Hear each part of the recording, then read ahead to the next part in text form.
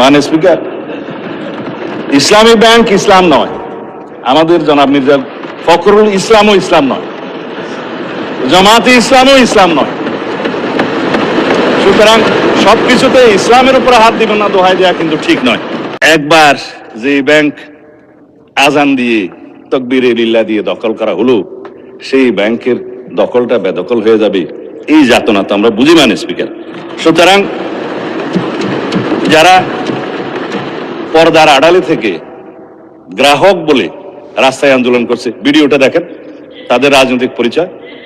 আমাদের মধ্যে অনেকে তো গ্রাহক আছে, গ্রাহককে বলে দেওয়া হচ্ছে বলেন বলেন আপনার অ্যাকাউন্ট আছে, বলে যে আচ্ছা ঠিক আছে, কত কয় 2-3 লাখ টাকা আছে, পিছন থেকে কোচা দিয়ে বলছে বলেন 7-8 লাখ টাকা আছে, বলেছে, এটা রেকর্ড ভিডিও। তারা গ্রাহক হচ্ছে সেই রকম গ্রাহক। তা এখন পর্দার আড়াল থেকে নেমে পড়েছেন, এটা ভালো। বেপর্দা হওয়া, বেনাকাব হওয়া কোনো কোনো ক্ষেত্রে খারাপ, তবে এই ক্ষেত্রে ভালো হয়েছে যে মানুষ জানতে পেরেছে।